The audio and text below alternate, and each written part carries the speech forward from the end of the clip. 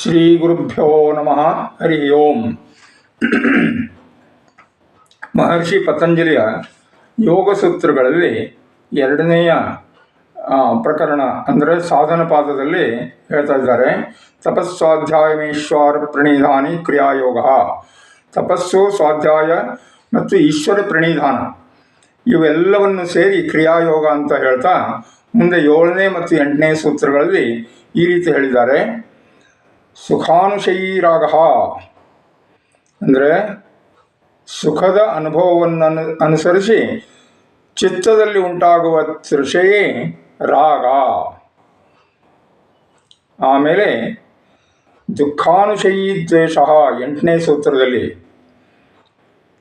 ದುಃಖವನ್ನು ಅನುಭವಿಸಿ ಚಿತ್ತದಲ್ಲಿ ಉಂಟಾಗುವ ಕ್ರೋಧವೇ ದ್ವೇಷ. ಅಂದರೆ ನಮ್ಮ ಚಿತ್ತದಲ್ಲಿ ಅಂದರೆ ಆಳವಾದಂತಹ ಸುಪ್ತ ಮನಸ್ಸಿನಲ್ಲಿ ಈ ರಾಗದ್ವೇಷಗಳು ಬೇರೂರಿರ್ತವೆ. ಅವುಗಳನ್ನು ಹೇಗೆ ನಾವು ನಿಯಂತ್ರಿಸಬಹುದು ಅನ್ನೋದಕ್ಕೆ ಈ ಸೂತ್ರ.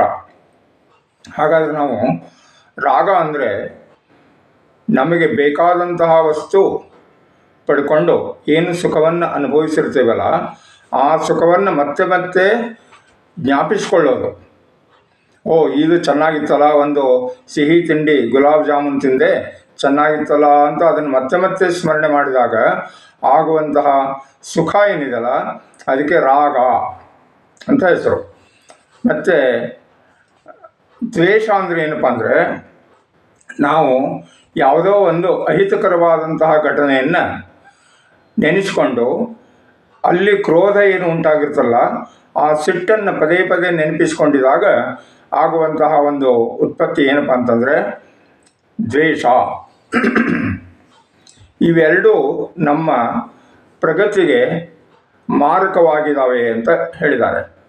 ಯೋಗಾಭ್ಯಾಸ ಮಾಡುವಂತಹ ಜನರಿಗೆ ರಾಗದ್ವೇಷಗಳು ಎರಡೂ ಬಾಧಕ. ಅಂದರೆ ನಮ್ಮ ಬುದ್ಧಿ ಕೆಲಸ ಏನಪ್ಪ ಅಂತಂದರೆ ಯಾವಾಗಲೂ ನನಗೆ ಯಾವುದಾದ್ರೂ ವಸ್ತುವಿನ ಮೇಲೆ ಕಾಮ ಉಂಟಾಗ್ತದೆ, ಇಲ್ಲ ಕ್ರೋಧ ಉಂಟಾಗ್ತದೆ.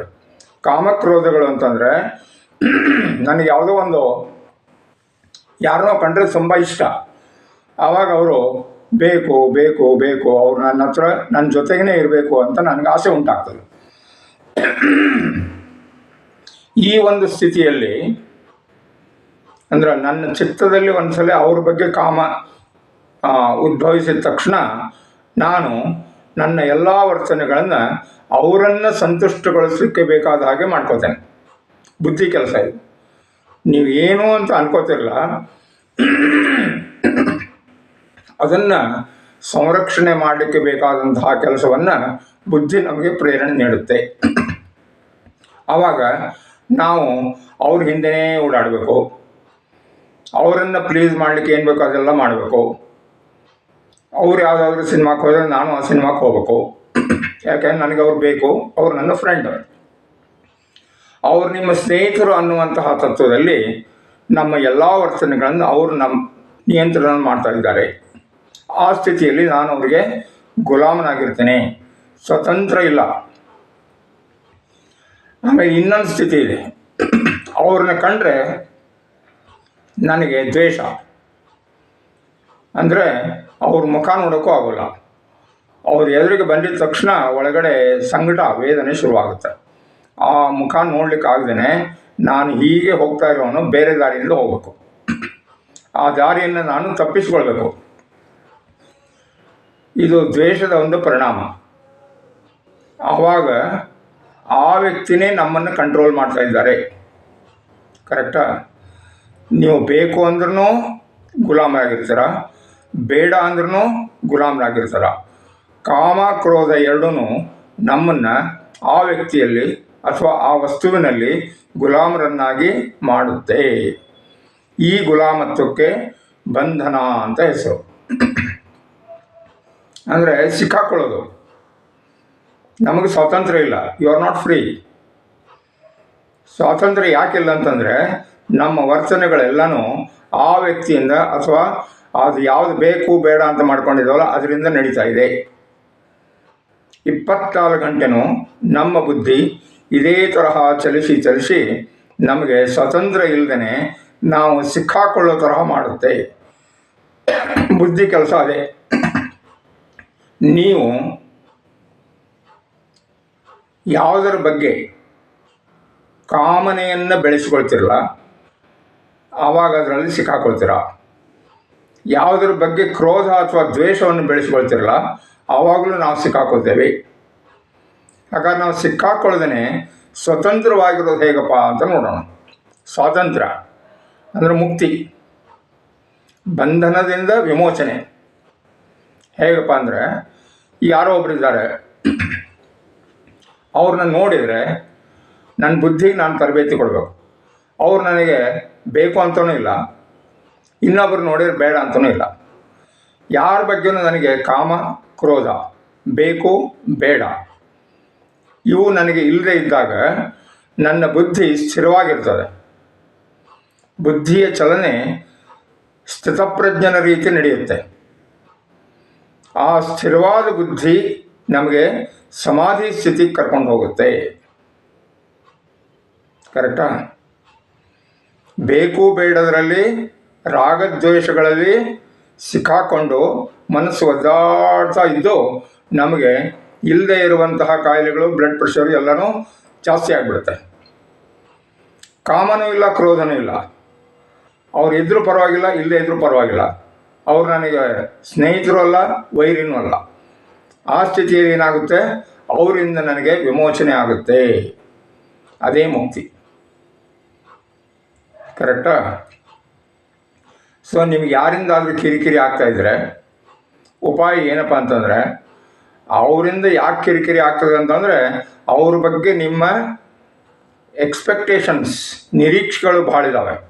ಅವ್ರು ಹೀಗಿರಬೇಕು, ಹೀಗಿದ್ದಾರಲ್ಲ ಅಂತ ನಿಮ್ಮ ಮನಸ್ಸಿನಲ್ಲಿ ನೀವೇ ಮಾಡ್ಕೊಂಡು ಏನು ಮಾಡ್ಕೊಂಡಿದ್ದೀರಾ, ಅದರಲ್ಲಿ ಸಿಕ್ಕಾಕ್ಕೊಂಡಿದ್ದೇವೆ. ಸಿಕ್ಕಾಕ್ಕೊಳ್ಳೋದೇ ಬಂಧನ. ಅವ್ರು ಹೀಗಿರಬಾರ್ದಾಗಿತ್ತು. ಮತ್ತು ಹೇಗಿರ್ಬೇಕು ಅವರು? ನಿಮ್ಮ ಇಷ್ಟ ಪ್ರಕಾರ ಇರ್ಬೇಕಾ? ನೆವರ್. ಯಾರೂ ಇನ್ನುಳಿದವರು ಇಷ್ಟ ಪ್ರಕಾರ ಇರೋಲ್ಲ. ನೀವು ಯಾರ್ದಾದ್ರೂ ಇಷ್ಟ ಪ್ರಕಾರ ಇದ್ದೀರಾ? ಇಲ್ಲ. ಸೊ ನೀವು ಯಾರು ಇಷ್ಟ ಪ್ರಕಾರನೂ ನಡ್ಕೊಳ್ತಾ ಇದ್ದರೆ ನಿಮ್ಮ ಇಷ್ಟ ಪ್ರಕಾರ ಉಳಿದವರೆಲ್ಲ ಯಾಕೆ ನಡ್ಕೊಳ್ಬೇಕು? ಕರೆಕ್ಟ್. ಆದ್ದರಿಂದ ಈ ನಮ್ಮ ಬುದ್ಧಿಯಲ್ಲಿ ಇರುವಂತಹ ನಿರೀಕ್ಷೆಗಳನ್ನು ನಾವು ತೆಗೆದು ಹಾಕಿಬಿಟ್ಟಿದಾಗ ಮನಸ್ಸು, ಬುದ್ಧಿ ಸ್ವತಂತ್ರವಾಗಿ ಬಿಡ್ತವೆ. So if you want to free yourself, let go your desire for liking or disliking. ರಾಗದ್ವೇಷಗಳನ್ನು ಯಾವಾಗ ಬದಿಗೊತ್ತಿ ಬಿಡ್ತೇವಲ್ಲ ಆವಾಗ ಅದಕ್ಕೆ ಮೀರಿದಂತಹ ಒಂದು ಸ್ಥಿತಿ ನಮಗೆ ಉತ್ಪತ್ತಿ ಆಗುತ್ತೆ. ಅದು ದ್ವಂದ್ವ ಅತೀತವಾದಂತಹ ಸ್ಥಿತಿ. ಬೇಕೂ ಇಲ್ಲ, ಬೇಡನೂ ಇಲ್ಲ. ಅವ್ರು ಇದ್ರೂ ಪರವಾಗಿಲ್ಲ, ಇಲ್ಲದೇ ಇದ್ರೂ ಪರವಾಗಿಲ್ಲ. ಈ ವಸ್ತು ನನಗೆ ಸಿಗಬೇಕು ಅಂತ ಹೋಗ್ತಾನೆ, ಇವತ್ತೇನು ದೋಸೆ ತಿನ್ನಬೇಕು ಅಂತ ಇಷ್ಟ, ಪರವಾಗಿಲ್ಲ. ಆಸೆ ಪಡೋದು ತಪ್ಪಲ್ಲ.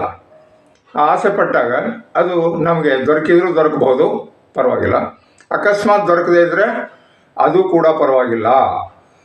ನಾವು ಇಷ್ಟಪಡೋದು ನಮಗೆ ದೊರೆಯಲೇಬೇಕಂತ ಏನಿಲ್ಲ.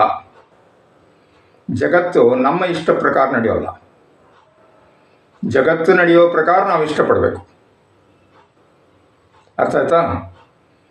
ಸೊ ಇದು ಹೇಗೆ ಅಂದರೆ, ಸ್ವಲ್ಪ ಸೂಕ್ಷ್ಮವಾಗಿ ಬುದ್ಧಿಯನ್ನು ನಾವು ತರಬೇತಿಗೊಳಿಸಿ ಯಾವ ಸ್ಥಿತಿಗೆ ತರಬೇಕು ಅಂತಂದರೆ, ಇವತ್ತು ನನಗೆ ಏನಾದರೂ ದೊರಕಿದ್ರೂ ಪರವಾಗಿಲ್ಲ, ದೊರಕದೇ ಇದ್ದರೂ ಪರವಾಗಿಲ್ಲ.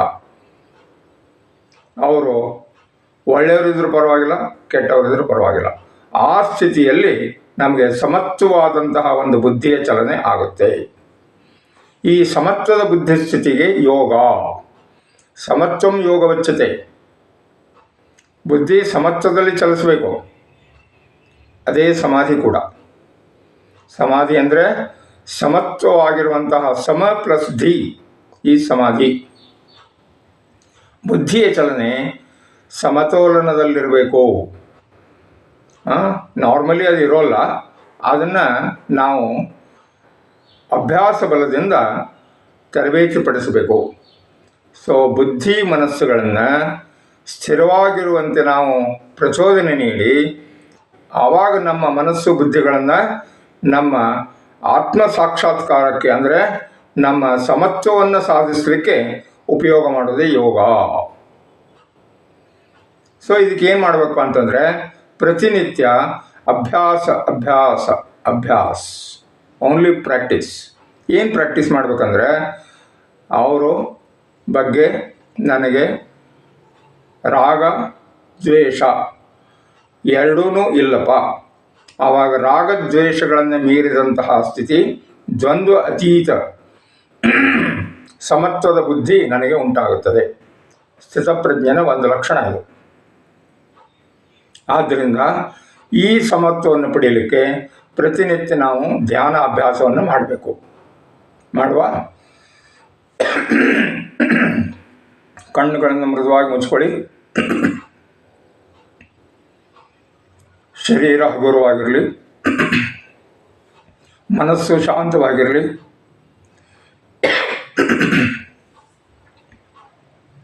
ಯಾವ ಯೋಚನೆಗಳು ಬಂದ್ರೂ ಪರವಾಗಿಲ್ಲ, ಒಳ್ಳೆಯ ಯೋಚನೆ ಬಂದರೆ ಪರವಾಗಿಲ್ಲ, ಕೆಟ್ಟ ಯೋಚನೆ ಬಂದರೆ ಪರವಾಗಿಲ್ಲ. ನಿಮ್ಮ ಮನಸ್ಸಿನಲ್ಲಿ ಯಾವುದೇ ಯೋಚನೆಗೆ ಪ್ರತಿಕ್ರಿಯೆಯನ್ನು ನೀಡದೇನೆ, ಅದರ ಬಗ್ಗೆ ಯಾವುದೇ ಜಡ್ಜ್ಮೆಂಟ್ ತಗೊಳ್ದೇನೆ ನೀವು ಸಮಾಧಾನವಾಗಿರಬೇಕು. ಅದೇ ಧ್ಯಾನ. ಸೊ ಬೇಕು ಬೇಡ, ಒಳ್ಳೆಯದು ಕೆಟ್ಟದ್ದು, ಕಾಮಕ್ರೋಧಗಳು ರಾಗದ್ವೇಷಗಳು ನಮ್ಮನ್ನು ದುಃಖಕ್ಕೆ ಈಡು ಮಾಡ್ತವೆ. ಆದ್ದರಿಂದ ನಾವು ಅದನ್ನು ಮೀರಿದಂತಹ ದ್ವಂದ್ವಾತೀತ ಸ್ಥಿತಿಗೆ ಇವಾಗ ಹೋಗ್ತಾ ಇದ್ದೇವೆ. ಮನಸ್ಸು ಶಾಂತವಾಗಲಿ. ಈ ಸ್ಥಿತಿಯಲ್ಲಿ ಹಲವು ನಿಮಿಷಗಳು, ಸುಮಾರು ಒಂದು 10, 15, 20 ನಿಮಿಷಗಳವರೆಗೂ ಧ್ಯಾನ ಸ್ಥಿತಿಯನ್ನು ಮೇಂಟೈನ್ ಮಾಡಿ ಮಾಡಿ ಮಾಡಿ ಮಾಡಿ ಮಾಡಿ ಮಾಡಿ ನೀವು ಆ ಒಂದು ಅಂತಿಮವಾದಂತಹ ಸ್ಥಿತಪ್ರಜ್ಞನ ಸ್ಥಿತಿಯನ್ನು ತಲುಪಬಹುದು. ತಲುಪ್ತೀರ. ಯಾಕಂದರೆ ಇದು ಪ್ರಾಕ್ಟೀಸ್ ಮಾಡೋದ್ರಿಂದ ಬರುತ್ತೆ. ಸೊ ಇದನ್ನು ರೂಢಿ ಮಾಡಬೇಕಾದ್ರೆ ಅಂತರ್ಮುಖವಾಗಿ ಕಣ್ಣುಗಳನ್ನು ಮುಚ್ಚಿಕೊಂಡು ಇಂದ್ರಿಯಗಳನ್ನು ಒಳಮುಖವಾಗಿ ಮಾಡಿಕೊಂಡು ಎಲ್ಲ ಹೊರಗಡೆ ವ್ಯಾಪಾರವನ್ನು ನಿಲ್ಲಿಸಿ ನಾವು ಧ್ಯಾನಸ್ಥರಾಗಬೇಕು. ಅದು ನಿತ್ಯ ಅಭ್ಯಾಸ, ಯೋಗ್ಯ ಮಾರ್ಗದರ್ಶನ ಇವುಗಳಿಂದ ನಮಗೆ ದೊರಕ್ತಾ ಇದೆ. ಅಂತಹ ಒಂದು ಸ್ಥಿತಿ ಎಲ್ಲರಿಗೂ ಉಂಟಾಗಲಿ. ಎಲ್ಲರೂ ಈ ಒಂದು ಜಂಜಟದಿಂದ, ಮನಸ್ಸಿನ ಕ್ಲೇಶಗಳಿಂದ, ತಲೆಬಿಸಿಗಳಿಂದ ಮುಕ್ತರಾಗಿ, ಅನೇಕ ಕಾಯಿಲೆಗಳಿಂದ ಮುಕ್ತರಾಗಿ, ಎಲ್ಲ ಕ್ರಾನಿಕ್ ಡಿಸೀಸ್, ಹಾರ್ಟ್ ಅಟ್ಯಾಕ್ ಇತ್ಯಾದಿ ಎಲ್ಲ ದೊಡ್ಡ ದೊಡ್ಡ ಕಾಯಿಲೆಗಳ ಮೂಲ ನಮ್ಮ ಮನಸ್ಸಿನ ಕ್ಲೇಶಗಳು, ರಾಗದ್ವೇಷಗಳು. ಅವುಗಳಿಂದ ಮುಕ್ತರಾಗುವ, ಅದಕ್ಕೆ ಯೋಗ್ಯವಾದಂತಹ ಧ್ಯಾನ ಅಭ್ಯಾಸ ಮಾಡಿ ನಾವು ಅದರ ಒಂದು ಆನಂದವನ್ನು ಸವಿಯೋಣ ಅಂತ ಹೇಳಿ ಒಂದು ಚಿಕ್ಕ ಪ್ರಾರ್ಥನೆಯಿಂದ ಇದನ್ನು ಮುಕ್ತಾಯಗೊಳಿಸೋಣ. ಹೆಚ್ಚಿನ ವಿಚಾರಗಳನ್ನು ಮುಂದಿನ ಸಂಚಿಕೆಯಲ್ಲಿ ನೋಡುವ. ಓಂ ಶಾಂತಿ ಶಾಂತಿ ಶಾಂತಿ. ಹರಿ ಓಂ. ಜೈ ಗುರುದೇವ. ನಮಸ್ಕಾರ.